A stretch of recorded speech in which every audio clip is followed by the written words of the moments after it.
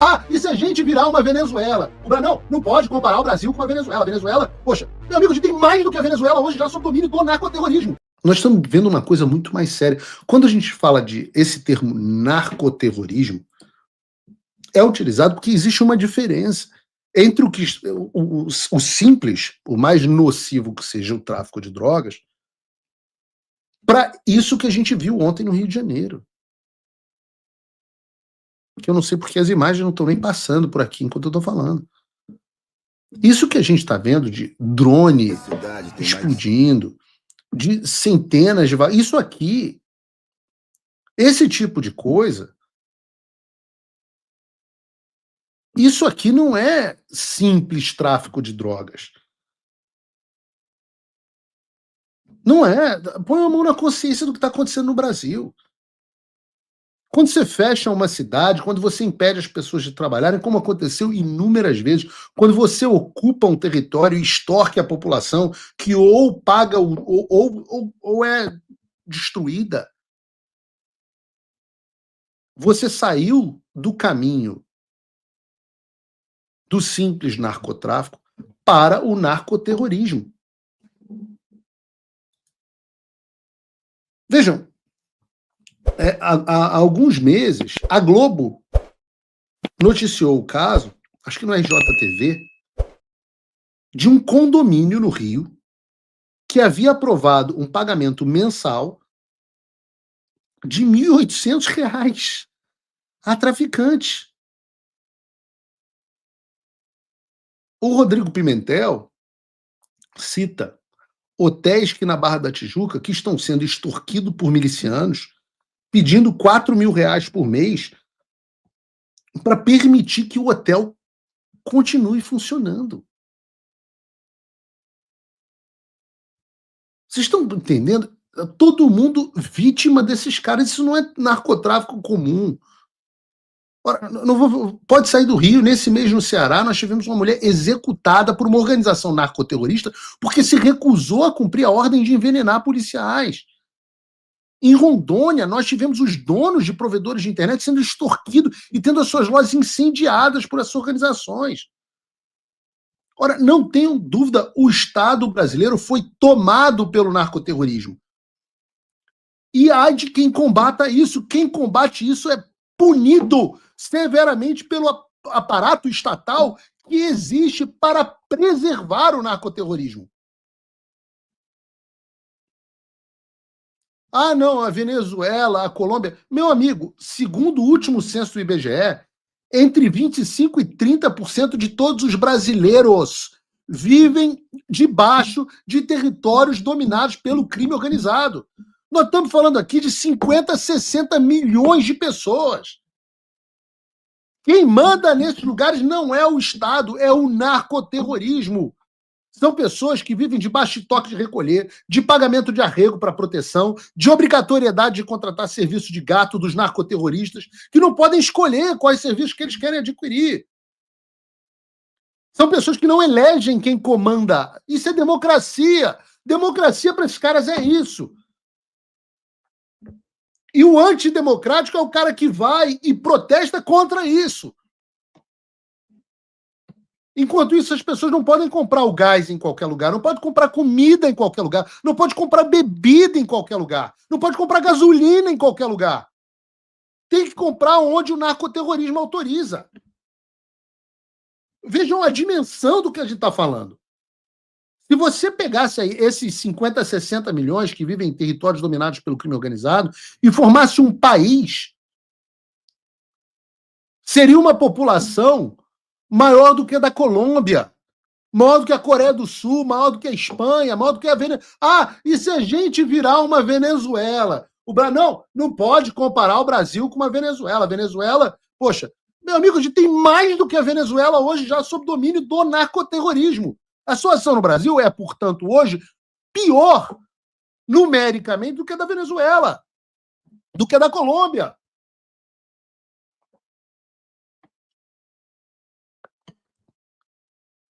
E é por isso que você não pode protestar. Eu já falei, esse esquema de Estado autoritário concentrado na mão destes mesmos caras Eu citei aqui só 3 hoje. Alexandre de Moraes, Fachin e Flávio Dino. Só citei 3 aqui. Mas o Estado autoritário destes caras é para que ai de você que proteste contra isso. Porque se você protestar contra isso, você é antidemocrático, você está atacando as instituições. E aí o governo Lula vem me falar, nós temos um país dentro do Brasil maior do que a Colômbia, dominado pelo narcoterrorismo. E o Lula vem e fala assim, não, porque a soberania nacional tem que ser preservada. E aí vão aquelas zebras todas na Globo News e falam, mó, mó. E nós que somos gado. A gente é o gado. Até quando a gente vai ignorar que nós temos um governo que está em simbiose com o crime organizado? Na região, isso é um problema da região. Você pega o caso, a gente está falando sobre isso várias vezes aqui no programa. Você pega o caso da Colômbia, cujo presidente Gustavo Petro foi integrante do movimento 19 de abril, uma organização criminosa colombiana. Não coincidentemente, durante o governo Petro, amicíssimo do Lula, o narcoterrorismo voltou a tomar conta das grandes partes da Colômbia. E segundo o relatório do Escritório de Drogas das Nações Unidas e do crime, a produção de cocaína na Colômbia cresceu 53% só em 2023.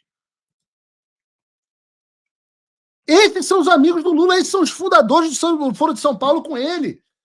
Com o Farc, com esses caras na Venezuela, a mesma coisa.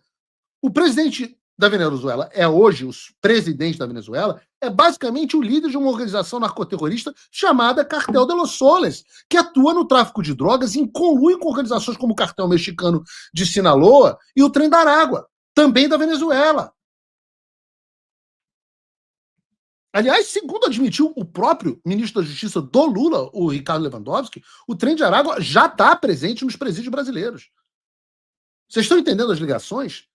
Trem de Aragua, ligado ao Cartel de los Soles, que é liderado pelo Maduro, que é amigo e recebido pelo Lula com honras de chefe de Estado, com uma das primeiras visitas que ele teve, que dizendo que a Venezuela tinha excesso de democracia. E tanto o Cartel de los Soles quanto o Trem de Aragua têm as ligações com a Farc, defendidas pelo Gustavo Petro, que também é outro amigo do Lula. Vai falar que tudo isso que eu estou trazendo aqui é coincidência.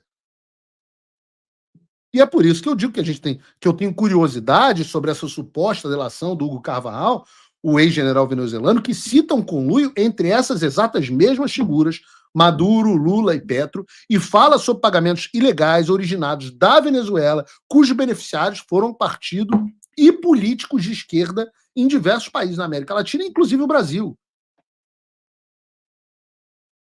E vejam como são inúmeras as evidências de conluio entre o poder público, a burocracia estatal e o narcoterrorismo no Brasil e na região.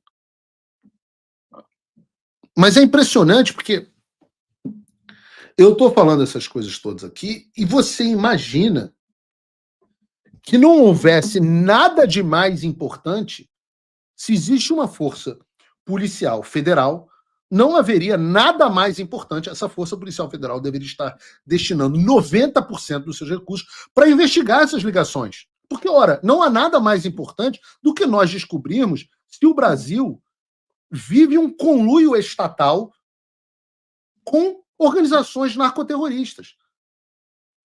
Mas não há uma puta de uma investigação disso na Polícia Federal. Por quê? Porque a Polícia Federal está ocupada demais cumprindo ordens ilegais, prendendo mãe de família pelo crime hediondo de pichar estátua. Estátua, aliás, no mesmo Supremo Federal que solta os traficantes por erros processuais que só não existem no caso do 8 de janeiro. No caso do 8 de janeiro, o processo, devido ao processo legal, foi uma maravilha. Até citação por YouTube teve.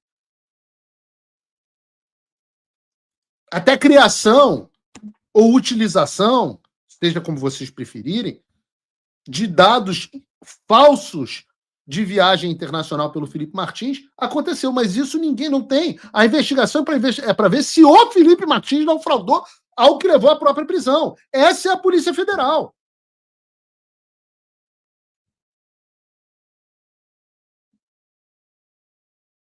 Cara, a gente tem que levantar essas perguntas, cara. Se a gente não fizer isso aqui e começar a levantar essa discussão na sociedade, ninguém vai fazer, cara.